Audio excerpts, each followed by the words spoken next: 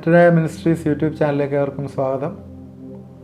നമ്മൾ റോമർക്കെഴുതിയ ലേഖനം 4-ാം അധ്യായത്തിൻ്റെ 16 വരെയുള്ള വാക്യങ്ങളാണ് കഴിഞ്ഞ ദിവസം ചിന്തിച്ചത്. ഇന്ന് ആ അധ്യായം നമുക്ക് കംപ്ലീറ്റ് ചെയ്യാം എന്ന് വിചാരിക്കുന്നു. 17 തൊട്ട് 25 വരെയുള്ള വാക്യങ്ങൾ ഞാൻ വായിക്കാം. വായിച്ചതിന് ശേഷം നമുക്ക് ചുരുക്കമായിട്ട് അതിൽ നിന്നുള്ള ചില ചിന്തകൾ ഷെയർ ചെയ്യാം എന്ന് വിചാരിക്കുന്നു. മരിച്ചവരെ ജീവിപ്പിക്കുകയും ഇല്ലാത്തതിനെ ഉള്ളതുപോലെ വിളിക്കുകയും ചെയ്യുന്നതിനായി ഞാൻ താൻ വിശ്വസിച്ച ദൈവത്തിൻ്റെ ദൃഷ്ടിയിൽ അവൻ നമുക്കെല്ലാവർക്കും പിതാവാകേണ്ടതിന് തന്നെ ഞാൻ നിന്നെ ബഹുജാതികൾക്ക് പിതാവാക്കി വെച്ചു എന്ന് എഴുതിയിരിക്കുന്നുവല്ലോ. നിന്റെ സന്തതി ഇവണ്ണമാകും എന്ന് അരുളി ചെയ്തതുപോലെ താൻ ബഹുജാതികൾക്ക് പിതാവാകുമെന്ന് അവൻ ആശയ്ക്ക് വിരോധമായി ആശയോട് വിശ്വസിച്ചു. അവൻ ഏകദേശം 100 വയസ്സുള്ളവനാകയാൽ തൻ്റെ ശരീരം നിർജ്ജീവമായി പോയതും സാറായുടെ ഗർഭപാത്രത്തിൽ നിർജ്ജീവത്വം ഗ്രഹിച്ചിട്ടും വിശ്വാസത്തിൽ ക്ഷീണിച്ചില്ല. ദൈവത്തിൻ്റെ വാഗ്ദത്തത്തിൽ അവിശ്വാസത്തിൽ സംശയിക്കാതെ വിശ്വാസത്തിൽ ശക്തിപ്പെട്ടു ദൈവത്തിന് മഹത്വം കൊടുത്തു. അവൻ വാഗ്ദത്തം ചെയ്ത് പ്രവർത്തിപ്പാൻ ശക്തനെന്ന് പൂർണ്ണമായി ഉറച്ചുകൊണ്ട് അത് അവന് നീതിയായി കണക്കിട്ടു. അവന് കണക്കിട്ടു എന്ന് എഴുതിയിരിക്കുന്നത് അവനെ വിചാരിച്ച് മാത്രമല്ല, നമ്മെ വിചാരിച്ചും കൂടിയാകുന്നു. നമ്മുടെ അതിക്രമങ്ങൾ നിമിത്തം മരണത്തിന് ഏൽപ്പിച്ച് നമ്മുടെ നീതീകരണത്തിനായി ഉയർപ്പിച്ചുമിരിക്കുന്ന നമ്മുടെ കർത്താവായ യേശുവിനെ മരിച്ചവനിൽ നിന്ന് ഉയർപ്പിച്ചവനിൽ വിശ്വസിക്കുന്ന നമുക്കും കണക്കിടാവാൻ ഉള്ളതാകയാൽ തന്നെ. അബ്രഹാമിൻ്റെ വിശ്വാസം 22 വരെയുള്ള വാക്യങ്ങളിൽ അതിനെക്കുറിച്ച് പറയുന്നതായിട്ട് കാണും. ഇവിടെ പറഞ്ഞ ഭാഗങ്ങളാണ് അതുപോലെ വീണ്ടും പറയണം. അബ്രഹാം അഗ്രചർമ്മിയും ദാവീദിൻ്റെ ഒരു എക്സാമ്പിൾ പറഞ്ഞ് ദാവീദ് പരിച്ഛേദനക്കാരനുമായിരുന്നു. അബ്രഹാം ന്യായപ്രമാണത്തിന് മുമ്പ് ജീവിച്ചയാളും ദാവീദ് ന്യായപ്രമാണത്തിന് കീഴെ ജീവിച്ച ആളും ആയിരുന്നു. രണ്ടുപേരും കൃപയാലാണ് ഉള്ള വിശ്വാസത്താലാണ് നീതീകരിക്കപ്പെട്ടത്.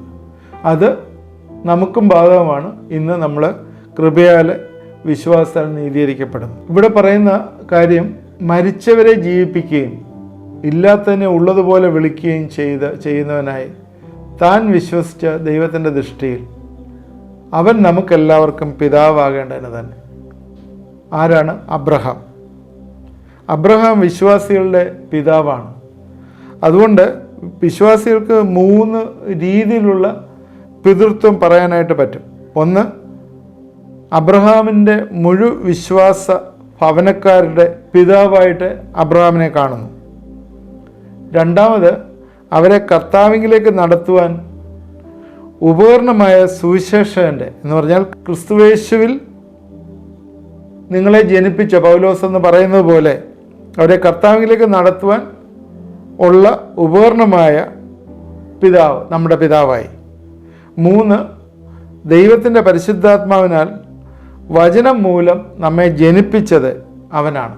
അപ്പോൾ 3 രീതിയിൽ പഴയ ആൾക്കാരുടെ നീതീകരണം, രണ്ടാമത് കർത്താവിലേക്ക് സുവിശേഷത്താൽ നടത്തപ്പെടുന്നത്, മൂന്നാമത് ദൈവത്തിൻ്റെ പരിശുദ്ധാത്മാവിനാൽ വചനം മൂലം നമ്മെ ജനിപ്പിച്ചത്. ഈ രീതിയിലുള്ള പിതൃത്വം, 3 രീതിയിലുള്ള പിതൃത്വം. അതുകൊണ്ട് ഇവിടെ പറഞ്ഞിരിക്കുന്നത് ഞാൻ നിന്നെ ബഹുജാതികൾക്ക് പിതാവാക്കി വെച്ചു എന്ന് പറഞ്ഞിരിക്കുന്നു. ബഹുജാതികൾക്ക് പിതാവാക്കി എന്ന് പറയുമ്പോൾ അവിടെ ഉദ്ദേശിക്കുന്നത് നേരത്തെ പറഞ്ഞ അബ്രാം എന്നുള്ളത് അബ്രഹാമാക്കി മാറ്റി.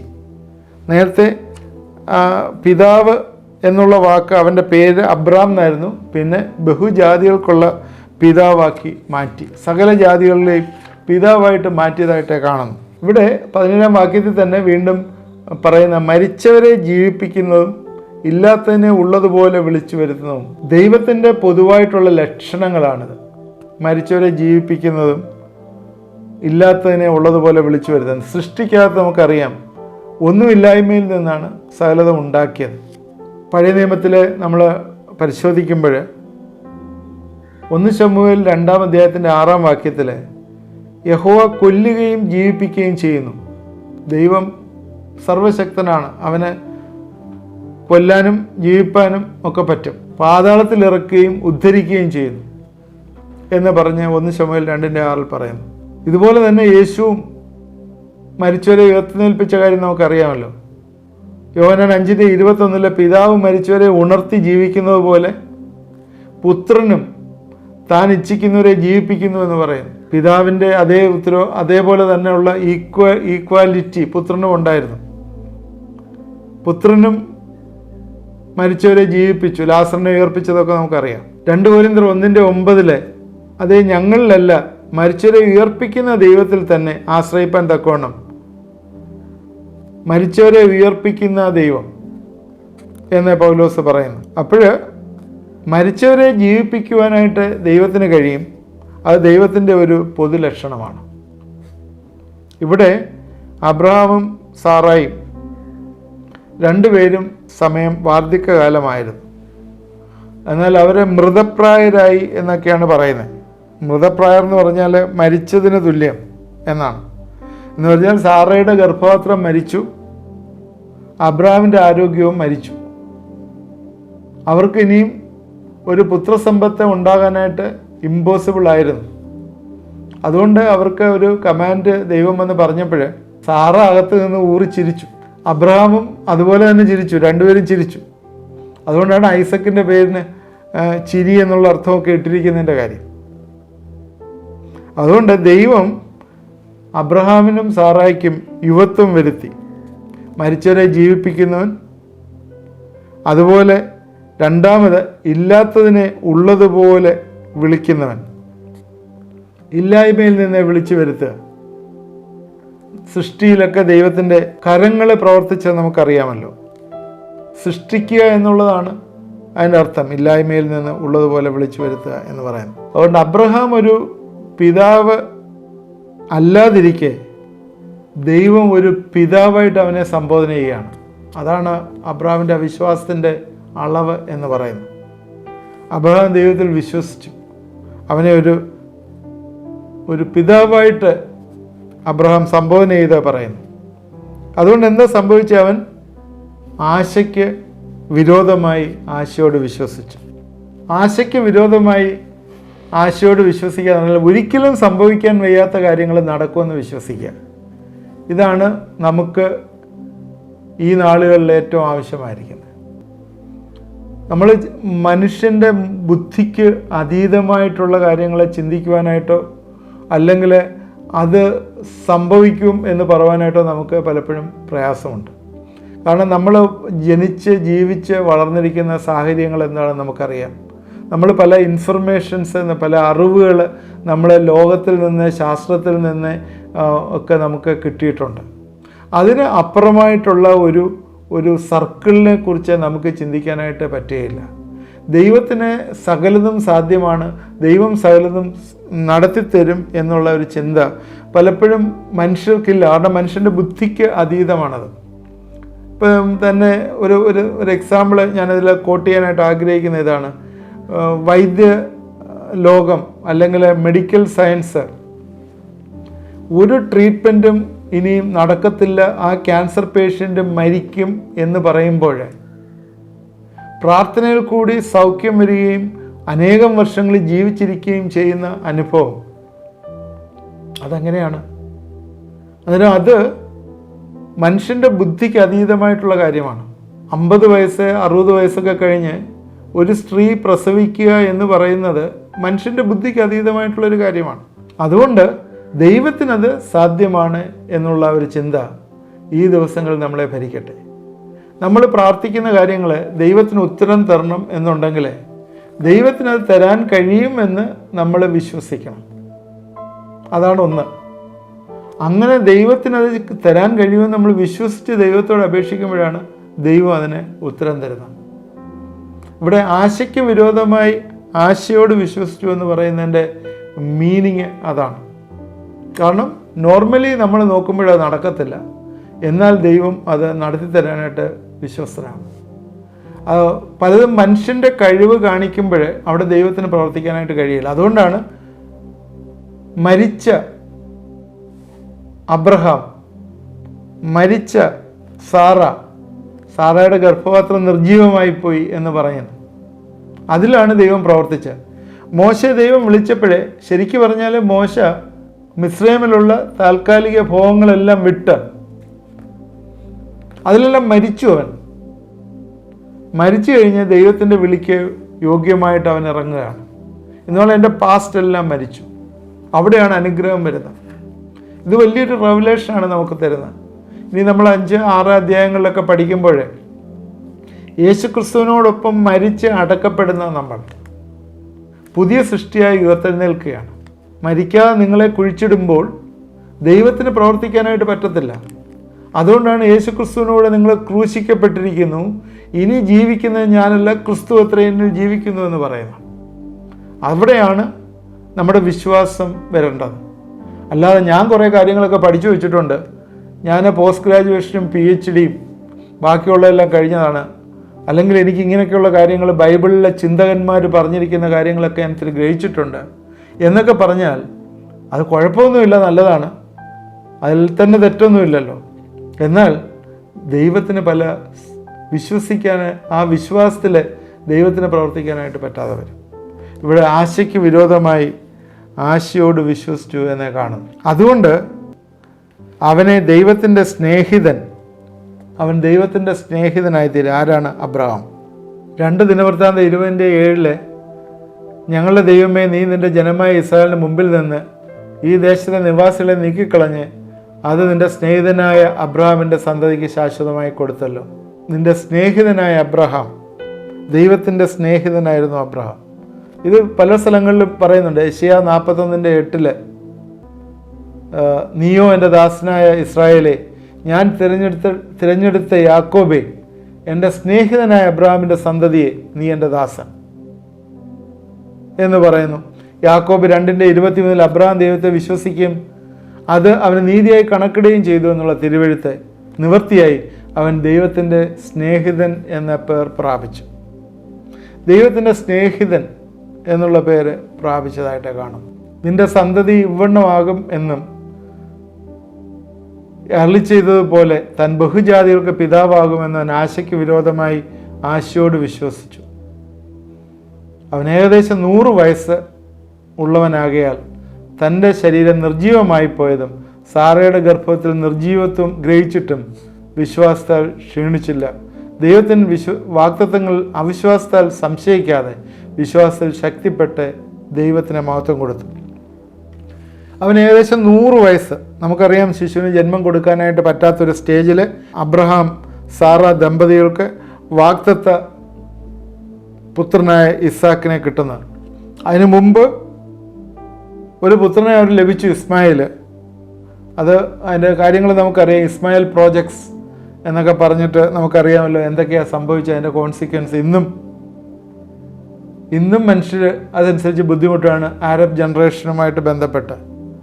എന്നാൽ ദൈവം ഒരു വാഗ്ദത്തം ചെയ്തിട്ടുണ്ടെങ്കിൽ, കഴിഞ്ഞ ദിവസം പറഞ്ഞ പോലെ നമ്മൾ അത് പേഷ്യൻ്റായിട്ട് വെയിറ്റ് ചെയ്യണം. ആ ദൈവം ആ വാഗ്ദത്തം നിറവേറ്റും. അതുകൊണ്ട് എന്താ സംഭവിച്ചത്? ആകാശത്തിലെ നക്ഷത്രങ്ങൾ പോലെ, ഭൂമിയിലെ പൊടി പോലെ, കടൽ തീരത്തെ മണൽ പോലെ ഇന്ന് അബ്രഹാം പിതാവായിട്ട് കുഞ്ഞുങ്ങൾ ഈ ലോകത്തിൽ വന്നു. അബ്രഹാമിനോട് പറഞ്ഞു, നിനക്ക് എണ്ണാൻ കഴിയുമെങ്കിൽ എണ്ണിക്കോളാൻ പറഞ്ഞു. ഒറ്റ നോട്ടത്തിൽ നമുക്ക് എത്ര എണ്ണിയാലും 6000 നക്ഷത്രങ്ങളെ കൂടുതൽ കണ്ണുകൊണ്ട് എണ്ണാൻ പറ്റത്തില്ല എന്നാണ് പറയുന്നത്. എന്നാൽ ഇന്ന് ഈ ടെലസ്കോപ്പൊക്കെ വന്നതിന് ശേഷം ബില്യൺ നക്ഷത്രങ്ങളെ കാണാനായിട്ട് പറ്റും. ഈ 3 ടൈപ്പ് മക്കൾ അബ്രഹാമിനുണ്ടായിരുന്നു ആ പ്രോമിസ് പ്രകാരം. കടൽ തീരത്തെ മണൽ എന്ന് പറയുന്നത് യഹൂദന്മാരെ ഉദ്ദേശിച്ച് പറയുന്നു. ഭൂമിയിലെ പൊടി എന്ന് പറയുന്നത് ഇസ്മായിലിയരെ ഉദ്ദേശിച്ച് പറയുന്നു. ആകാശത്തിലെ നക്ഷത്രങ്ങൾ എന്ന് പറയുന്നത് വിശ്വാസ സമൂഹമായിട്ടുള്ള നിങ്ങളെയും എന്നെയും ഉദ്ദേശിച്ച് പറയുന്നു എന്ന് ഒരു ഇൻ്റർപ്രിട്ടേഷനുണ്ട്. അതായത് 3 ടൈപ്പ് മക്കളും അബ്രഹാമിനുണ്ടായി. അവന് ഏകദേശം 100 വയസ്സായപ്പോൾ, അബ്രഹാമിന് 86 വയസ്സായപ്പോഴാണ് ഇസ്മായിൽ ഉണ്ടായത്. ഞാൻ നേരത്തെ പറഞ്ഞു, അത് ദൈവത്തിൻ്റെ പദ്ധതിയിൽ നിന്നുള്ളതല്ലായിരുന്നു, മനുഷ്യൻ്റെ ഷോർട്ട് കട്ടായിരുന്നു. എന്നാൽ സാറായ്ക്ക് 90 വയസ്സും അബ്രഹാമിന് 100 വയസ്സായപ്പോൾ 2ാം വാഗ്ദത്തം ലഭിച്ചു അവർക്ക് എന്ന് നമുക്കറിയാം. അത് ഇസാക്കായിരുന്നു. അബ്രഹാം വിശ്വാസത്താൽ ക്ഷീണിച്ചു പോയില്ല, വിശ്വാസത്തിൽ ശക്തിപ്പെട്ട് ദൈവത്തിന് മഹത്വം കൊടുത്തു എന്ന് പറയുന്നു. ഇന്ന് എൻ്റെ സമയം ഇവിടെ അവസാനിച്ചുകൊണ്ട് ഞാനിവിടെ നിർത്തുകയാണ്. നമുക്ക് തുടർന്ന് ഒരു 3-4 വാക്യം കൂടെ ഉണ്ട്, അത് അടുത്ത ദിവസം ചിന്തിക്കാം. ഈ അധ്യായം അതോടുകൂടി അവസാനിക്കും. എന്നാൽ നമുക്ക് ഇതിൽ നിന്ന് നമുക്കിന്ന് പഠിക്കാനായിട്ട് നമ്മുടെ ടേക്ക് അവേസ് എന്താണെന്ന് ചോദിച്ചാൽ, ദൈവത്തിൻ്റെ പരമ ഓൾ മൈറ്റിനെസ്, പൂർണ്ണമായിട്ട് ദൈവം സകലതും നടത്തുന്ന ദൈവം, ആ ഒരു ദൈവത്തെ നമ്മൾ വിശ്വസിക്കാനായിട്ട് നമ്മളെ കടപ്പെട്ടിരിക്കുന്നു എന്ന് നമ്മൾ മറന്നുപോകരുത്. കാരണം ആശയ്ക്ക് വിരോധമായി ആശയോട് വിശ്വസിക്കുക, ഇതാണ് ഇന്നത്തെ ഒരു ടേക്ക് അവേ ആയിട്ട് നമ്മൾ എടുക്കേണ്ടത്. കാരണം എന്താണ്? ദൈവത്തിന് ഈ ലോകത്തിൽ മുഴുവൻ എല്ലാ ക്രിയേഷന് മേളിലും പൂർണ്ണമായിട്ടുള്ള പരമ അധികാരമുണ്ട്. എല്ലാ ക്രിയേഷന് മേളിലും കൊല്ലാനും ജീവിപ്പാനുമുള്ള അധികാരം ദൈവത്തിനാണുള്ളത്. അതുകൊണ്ട് ഈ ദൈവത്തിൻ്റെ ദൃഷ്ടിയിൽ നമ്മൾ സബ്മിറ്റഡായി അവൻ നമ്മളോട് പറഞ്ഞിരിക്കുന്ന, അവൻ നമ്മൾക്ക് വെളിപ്പെടുത്തി തന്നിരിക്കുന്ന ദൈവത്തിൻ്റെ വലിയ ഉത്കൃഷ്ടമായ ഈ യേശുക്രിസ്തു നമ്മുടെ പാപപരിഹാരത്തിനായിട്ട് ഈ ലോകത്തിലേക്ക് കടന്നു വന്ന് നമ്മൾ വിശ്വസിക്കുകയും അതിൽ അധിഷ്ഠിതമായുള്ള ജീവിതം മൂലം ആശയ്ക്ക് വിരോധമായി ആശയോട് വിശ്വസിക്കാൻ പറ്റും. അല്ലാതെ എന്തെങ്കിലും ഒന്ന് വിശ്വസിക്കുക എന്നുള്ളതല്ല ഉദ്ദേശിക്കുന്നത്. ദൈവത്തിൽ അടിസ്ഥാനപ്പെട്ട് കർത്താവിൻ്റെ ഫൗണ്ടേഷനിലെ അടിസ്ഥാനത്തിന്മേലെ പണിഞ്ഞിരിക്കുന്നതുകൊണ്ട് ഏത് കാറ്റ് വന്നാലും, ഏത് മഴക്കാർ വന്നാലും, ഏത് കോള് വന്നാലും ഞാൻ ജീവിക്കും, ആശയോടെ വിശ്വസിച്ച് ജീവിക്കുമെന്ന് പറയുവാനായിട്ടുള്ള ധൈര്യം നമുക്കുണ്ടാകട്ടെ. തുടർന്ന് നാം ഇത് വാച്ച് ചെയ്യണം. നാളെ ഇതിൻ്റെ തുടരെ ഉണ്ടാവുന്നതാണല്ലോ. നമുക്ക് പ്രാർത്ഥിക്കാം. ദൈവമായ കർത്താവേ, ഇത് കണ്ടുകൊണ്ടിരുന്ന പ്രിയപ്പെട്ടവരെ അനുഗ്രഹിച്ച് പ്രാർത്ഥിക്കുന്നു. ദൈവമേ, ഈ ദിവസങ്ങളിൽ നിൻ്റെ വലിയ നന്മകൾ അവരുടെ മേൽ വർഷിക്കണമേ എന്ന് പ്രാർത്ഥിക്കുന്നു. കർത്താവേ, ദൈവത്തിന് എല്ലാം സാധ്യമാണ് എന്ന് ഇന്ന് വചനത്തിൽ നിന്ന് പഠിച്ചല്ലോ. അതുകൊണ്ട് ഞങ്ങൾ ആശയ്ക്ക് വിരോധമായി ആശയോട് വിശ്വസിപ്പാൻ കർത്താവേ നീ ഞങ്ങളെ സഹായിക്കണമേ. മരിച്ചവരെ ജീവിപ്പിക്കുകയും ഇല്ലാത്തതിനെ ഉള്ളതിനെ പോലെ വിളിക്കുകയും ചെയ്യുന്നവനായി ഉള്ള പരമ അധികാരമുള്ള ഞങ്ങളുടെ കർത്താവ് സ്വർഗത്തിൽ ഇന്നും ഇരിക്കുന്നു എന്നുള്ളത് ഓർത്ത സ്തോത്രം. അതിൻ്റെ വലത്ത് ഭാഗത്ത് കർത്താവ് പക്ഷപാതം ചെയ്യുകയും എന്നാൽ ഭൂമിയിലെ പരിശുദ്ധാത്മാ ഞങ്ങളുടെ ഹൃദയങ്ങളിലെ കൺവിക്ഷൻ തന്നെ നടത്തുകയും ചെയ്യുന്ന ഓർത്തതിനെ സ്തുതിക്കുന്നു, സ്തോത്രം ചെയ്യുന്നു. കർത്താവ്, എന്നോട് ചേർന്ന് പ്രാർത്ഥിക്കുന്ന ചില ആളുകൾക്ക് ചില ശാരീരികമായിട്ടുള്ള പ്രയാസങ്ങളുണ്ട്, അവരെ ഏൽപ്പിച്ച് പ്രാർത്ഥിക്കുന്നു. ദേഹത്തൊക്കെ അലർജിക് ഇൻഫെക്ഷൻ വന്നിട്ട് ബുദ്ധിമുട്ടുന്ന ചിലരെ കാണുന്നു. യേശുവിൻ്റെ നാമത്തിൽ വിശ്വാസത്തോടെ ഇന്ന് പ്രാർത്ഥിക്കുമോ? ആശയ്ക്ക് വിരോധമായി ആശയോടെ വിശ്വസിച്ചെന്ന് പ്രാർത്ഥിക്കുമോ? ദൈവത്തിന് അത്ഭുതങ്ങളെ ചെയ്യുവാനായിട്ട് സാധ്യമാകും. കിഡ്നി ഫെയിലിയേഴ്സ് വന്ന് കോംപ്ലിക്കേഷനിലിരിക്കുന്ന ചിലരെ യേശുവിൻ്റെ നാമത്തിൽ നിന്ന് സൗഖ്യമാകും. കർത്താവേ, നീ ഒരു പുതിയ മിറക്കിൾ അവരുടെ ജീവിതത്തിൽ കൊടുക്കണം. കർത്താവേ, പുതിയ ഒരെണ്ണത്തെ നീ ഇന്ന് ക്രിയേറ്റ് ചെയ്ത് കൊടുക്കണം. കർത്താവേ, അത് ഇമ്പോസിബിളാണ്, മെഡിക്കൽ സയൻസിന് ഇമ്പോസിബിളാണ്, എന്നാൽ ദൈവത്താൽ സാധ്യമാണ്. ഞങ്ങളത് ഏൽപ്പിച്ച് പ്രാർത്ഥിക്കുന്നു. കർത്താവേ, നിൻ്റെ വലിയ വിടുതൽ ഈ കുടുംബങ്ങളിലേക്ക് അയക്കണമേ എന്ന് പ്രാർത്ഥിക്കുന്നു. ഒഫീഷ്യലായിട്ടുള്ള ഡ്യൂട്ടിയിലെ ടെൻഷനായിട്ട് കാര്യങ്ങളെ ചെയ്യാൻ പറ്റാതെ ഇരിക്കുന്ന ചില ആളുകൾ ശ്രദ്ധിക്കുന്നു. വിദേശത്തൊക്കെയുള്ള ജോലി റിസൈൻ ചെയ്ത് മാനസികമായിട്ടുള്ള പീഡനങ്ങൾ ഏറ്റ് ഭവനത്തിൽ വന്ന് ജോലിയില്ലാതെ ഇരിക്കുന്ന വ്യക്തികൾ ഇത് ശ്രദ്ധിക്കുന്നു. യേശുവിൻ്റെ നാമത്തിലെ വലിയ അനുഗ്രഹങ്ങൾ അവരുടെ മേലെ വന്നു ചേരട്ടെ എന്ന് പ്രാർത്ഥിക്കുന്നു. കർത്താവേ, ഹൃദയങ്ങളെ കുരുടാക്കി കളഞ്ഞ ഈ ലോകത്തിലെ ദൈവം ആ ഹൃദയങ്ങളിലെ കാഠിന്യമെല്ലാം മാറ്റി, കുരുടിയ അവസ്ഥയൊക്കെ ഒന്ന് മാറ്റി, കർത്താവെ നീ ഒന്ന് റീകൺസ്ട്രക്റ്റ് ചെയ്യണമേ, ഒന്ന് പുനർജീവിപ്പിക്കണമേ എന്ന് പ്രാർത്ഥിക്കുന്നു. കർത്താവിന് സകലതും സാധ്യമെന്ന് മനസ്സിലാക്കി ദൈവത്തിൽ സമർപ്പിച്ച് മുമ്പോട്ട് പോകാനായിട്ട് പ്രിയപ്പെട്ടവരെ ഇടവരുത്തുകയും സഹായിക്കുകയും ചെയ്യണമേ. എന്നോട് ചേർന്ന് നിങ്ങളൊന്ന് പ്രാർത്ഥിച്ചെന്ന് ജയമെടുക്കുമോ? നിങ്ങളുടെ കൈ ആ സ്ക്രീനിലോട്ട് നീട്ടിപ്പിടിച്ചെന്ന് നിങ്ങളൊന്ന് പ്രാർത്ഥിക്കുമോ? ദൈവമേ, നീ വലിയൊരു വിടുതൽ കൊടുക്കണമേ. ഏതൊക്കെ ഡിവൈസിലേക്ക് കൈ നീട്ടുന്നു അവിടെയൊക്കെ ദൈവത്തിൻ്റെ ശക്തി പ്രവഹിക്കട്ടെ, വലിയൊരു ക്രിയേറ്റീവ് മിറക്കിൾ ഉണ്ടാകട്ടെ എന്ന് പ്രാർത്ഥിക്കുന്നു. കരങ്ങളിലേക്ക് ഏൽപ്പിച്ച് പ്രാർത്ഥിക്കുന്നു. പ്രാർത്ഥന കേട്ടോർത്ത് സ്തോത്രം. യേശു ക്രിസ്തുവിൻ്റെ നാമത്തിൽ പ്രാർത്ഥിക്കുന്നു, കേൾക്കുമാറാണമേ. ആമേൻ. ഏതെങ്കിലും രീതിയിൽ നിങ്ങളുടെ ജീവിതത്തിൽ ഒരു വ്യത്യാസം രോഗപരമായിട്ടോ അല്ലെങ്കിൽ ആത്മീയമായിട്ടോ ഒക്കെ ഉണ്ടെങ്കിൽ അത് ഞങ്ങളെ അറിയിച്ചാൽ പ്രാർത്ഥനയ്ക്കും ദൈവത്തിന് നന്ദി കരയേറ്റുന്നതിനും അത് ഇടവരും. ഇത് തുടർന്നും വാച്ച് ചെയ്യണം. നിങ്ങളുടെ ഫ്രണ്ട്സിന് ഷെയർ ചെയ്ത് കൊടുക്കണം. എന്തെങ്കിലും കമൻസ് ഉണ്ടെങ്കിൽ കമൻറ്റ് ബോക്സിൽ ഇടണം. എല്ലാ ദിവസവും 9:30 മണിക്ക് നിങ്ങളുടെ ഭവനത്തിൽ നിങ്ങളുടെ ഡിവൈസിൽ അത് എത്തുന്നുണ്ടല്ലോ. റെഗുലറായിട്ട് ശ്രദ്ധിക്കണം. നോട്ട്സിൽ നിങ്ങൾ കുറിച്ച് വെച്ചാൽ നിങ്ങൾക്കത് പ്രയോജനമായി തീരും. ഇതൊരു സീരിയസ് സ്റ്റഡിയാണല്ലോ. ദൈവം നമ്മളെല്ലാവരെയും അനുഗ്രഹിക്കട്ടെ.